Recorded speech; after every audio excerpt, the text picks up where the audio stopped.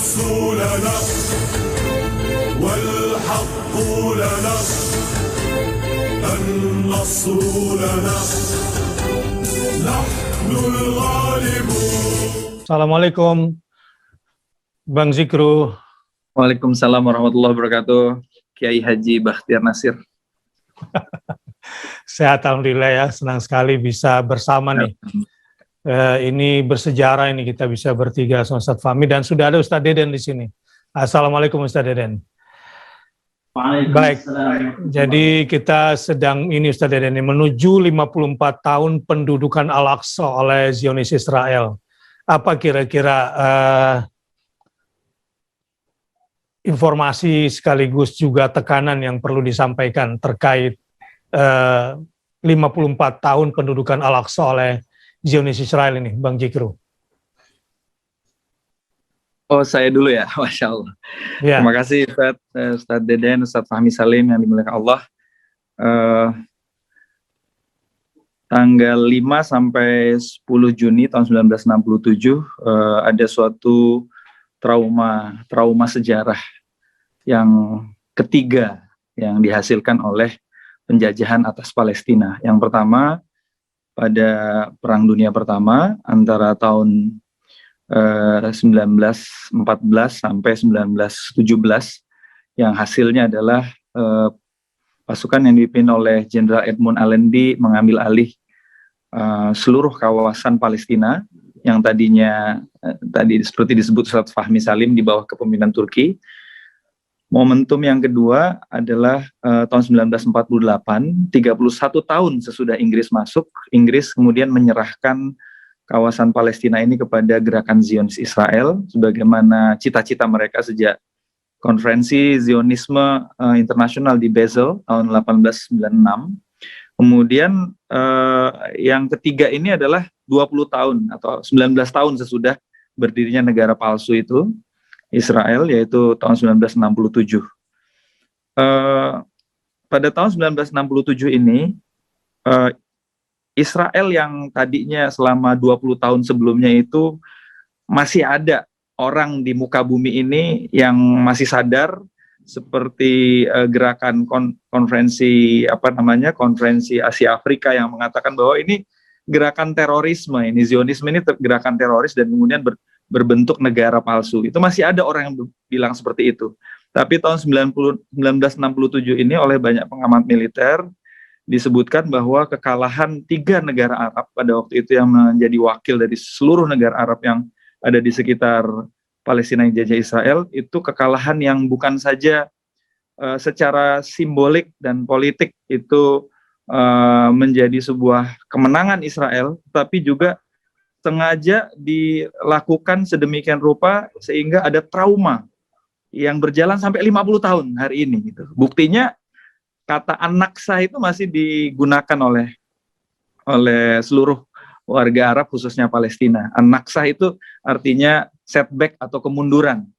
Ya, setelah tahun 1948 terjadi An-Nakbah di mana terjadi pembantaian untuk melakukan pengusiran demi berdirinya negara palsu yang namanya Israel. Ustadz Bakhtiar Nasir dan asatidz sekalian dimuliakan Allah, dalam waktu 24 jam dari tanggal 5 sampai tanggal 6 Juni itu seluruh angkatan udara Tentara Nasional Mesir itu dilumpuhkan total. Tidak ada satu pesawat tempur pun yang disisakan oleh angkatan udara Israel.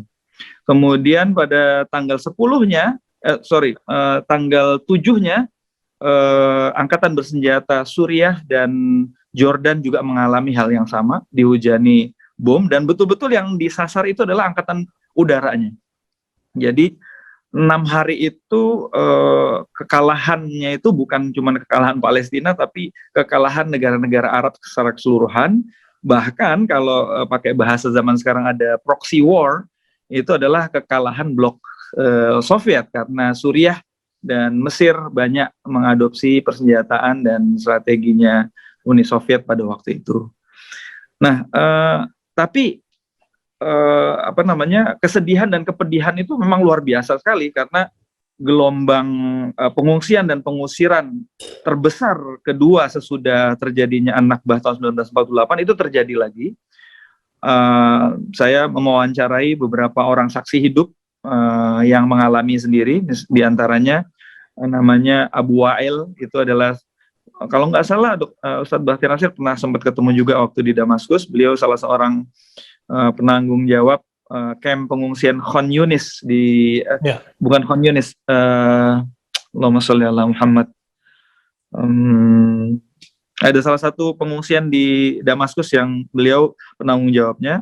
Kemudian beliau wafat di Gaza, seorang hafiz Quran. Beliau bercerita waktu itu umur beliau baru 11 tahun dan berjalan lebih dari 200 km untuk mengungsi, gitu ya. Dari tempat tinggalnya di Gaza, kemudian berjalan sampai ke Kuwait. Maaf, bukan 200 km, 1.500 km sampai ke Kuwait. Itu jalan kaki, gitu. Dan itu dialami oleh ribuan orang.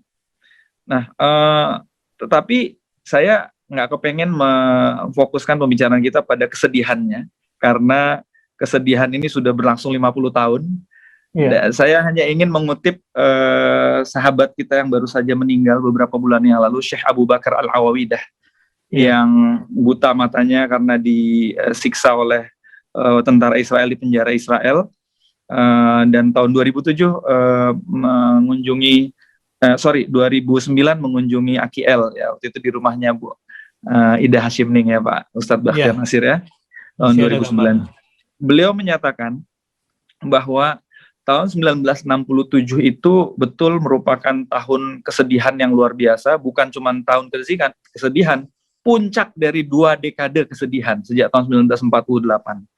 Tetapi ada catatan yang luar biasa, dan itu selalu beliau ceramahkan di berbagai tempat. Beliau mengatakan tahun 1967 itu Syekh Ahmad Yasin itu berusia 32 tahun. Dan pada waktu itu Syekh Ahmad Yasin menyaksikan bangsa Palestina itu dalam keadaan bukan saja hancur secara geografi, politik, dan militer, tetapi juga seluruh bangsa Arab waktu itu hancur mentalnya dan akalnya menghadapi penjajahan. Dan Syekh Ahmad Yasin waktu itu melihat orang-orang tua udahlah apatis lah, seperti orang Indonesia di bawah penjajahan Belanda setelah ratusan tahun lah. Buat apa ngelawan Belanda lagi gitu.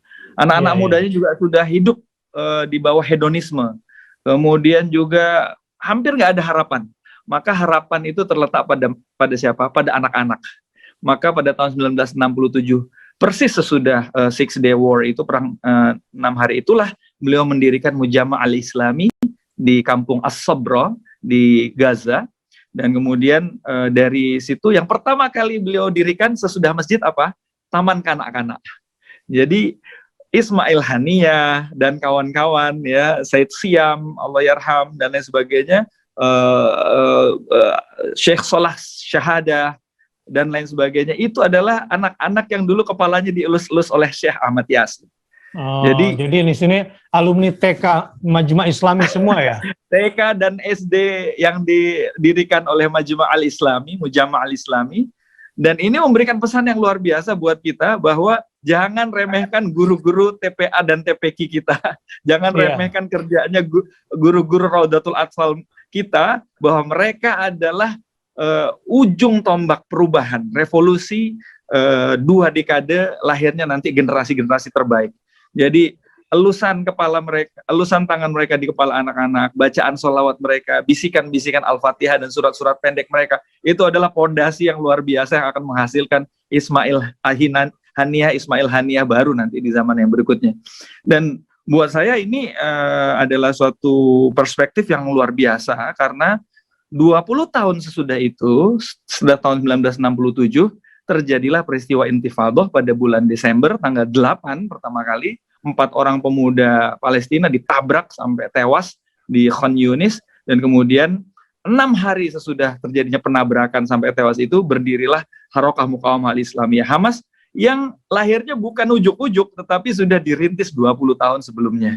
Kita lihat dalam 20 tahun sesudah tahun 1967 itu, yang dilakukan oleh Syekh Ahmad Yasin itu adalah semua yang dilakukan oleh Rasulullah SAW dan dilakukan oleh Imam Al-Ghazali dan Syekh Abdul Qadir Al-Jailani sampai menghasilkan generasinya Salahuddin Al-Ayyubi, semuanya. Dan pada waktu itu bisa dibilang semua orang yang ada di Palestina, baik itu Islamiyun maupun Sekulariyun, ya, Ilmaniyun ataupun yang lain-lain, semuanya anggotanya Munazomatut Tahrir Filistin, kan, anggotanya PLO semua, gitu. Dan semua waktu itu mencibir Syekh Ahmad Yasin dan kawan-kawan. Kita ini udah waktunya ngangkat senjata, kita ini sudah waktunya bikin bom rakitan dan sebagainya. Kok kamu malah ngajak orang baca Quran, ngajak orang Qiyamul Lail, ngajak orang tadabur Quran seperti yang dilakukan oleh Ustadz Bakhtiar Nasir. Mereka nggak paham bahwa yang dilakukan oleh Syekh Ahmad Yasin adalah membangun sebuah generasi yang tidak ada satu mocong tank pun yang membuat mereka takut. Tidak ada satu jenderal pun yang bisa membuat mereka mengkeret hatinya. Tidak ada satu armada perang pun yang bisa membuat mereka mundur dari medan pertempuran. Ini yang dibikin oleh Syekh Ahmad Yasin, tidak seperti yang terjadi 6 hari pada perang 6 hari itu. Pada waktu 6 hari itu, Suriah, Yordan, dan Mesir itu kekuatan Arab yang paling modern pada waktu itu. Nggak ada kekuatan Arab yang alutsistanya itu secanggih 3 negara itu, nggak ada. Ya, Raja Hussein dari Yordan itu hasil pendidikan Akademi Militer Sendras dari Inggris, langsung dari Inggris. Kemudian waktu itu Suriah dipimpin oleh Hafez Al-Assad, menteri perangnya waktu itu, belum jadi presiden. Kemudian Mesir dipimpin oleh Gamal Abdul Nasser. Jadi nggak ada ceritanya dalam hitung-hitungan militer 3 negara Arab itu bisa kalah. Tetapi yang kita saksikan ini adalah suatu bangunan yang sedang dibangun yang luar biasa. Dan saya ingin menutup pengantar ini dengan sebuah kejadian yang saya alami sendiri, bukan saya alami sendiri, maaf, saya wawancara sendiri, ya, itu di kota kecil namanya Jabalia di sebelah utara Gaza. Saya yakin Ustadz Fahmi dan Ustadz Bakhtiar juga udah sampai sana. Ada masjid namanya Masjid Umari. Jadi di kota Gaza itu ada 2 masjid Umari. Yang satu ada di tengah kota Gaza yang kodim jiddan gitu ya. Ada yang di Jabalia, masjidnya itu kecil. Nah, masjid itu waktu itu tahun 1985, saya wawancara sendiri dengan salah seorang yang mengalami kejadian ini, namanya Abu Muhammad Ya'qub Sulaiman. Beliau waktu itu umurnya sekitar 14-15 tahun. Beliau cerita bahwa Masjid Umari yang ada di Jabalia ini sempit, tetapi apa yang dilakukan oleh Syekh Ahmad Yasin dan kawan-kawan sudah menghasilkan generasi yang memenuhi masjid-masjid 5 waktu sholat waktu itu, sampai masjid itu udah luber terus, 5 waktu selalu luber, 2 kali lipat dari kapasitas masjidnya. Sampai kemudian para ulama di kampung Jabalia itu memutuskan kita harus bangun masjid baru yang lebih gede gitu. Tetapi apa daya, tahun 85 itu tentara Israel masih menguasai seluruh Gaza dari ujung utara sampai ujung selatan. Apa yang dilakukan oleh ulama-ulama ini dan apa yang terjadi ini merupakan gambaran hasil dari tarbiyahnya Syekh Ahmad Yasin dan kawan-kawan hampir 20 tahun. Itu kan berarti sekitar 2 tahun sebelum terjadinya Intifadah tahun 1985. Apa yang dilakukan? Waktu itu belum ada WhatsApp, belum ada SMS. Para ulama ini kemudian mengumumkan kepada seluruh warga di 3 kota, Jabalia, Beit Hanun, dan Beit Halia, besok jam 7 pagi, ba'da sholat subuh, karena itu musim dingin, ba'da sholat subuh, semua laki-laki dan anak-anak laki-laki masing-masing 1 orang bawa 1 batu bata dan 1 kantong semen dan pasir.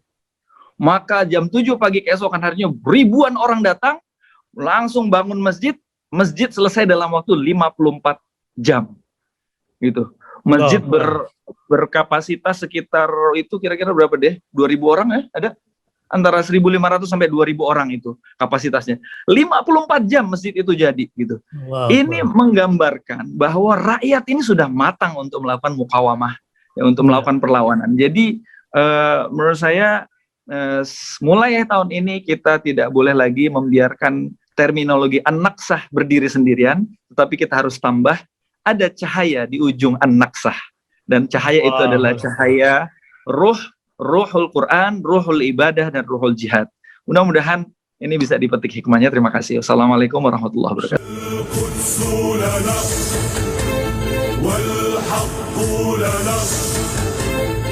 النصر لنا نحن الغالبون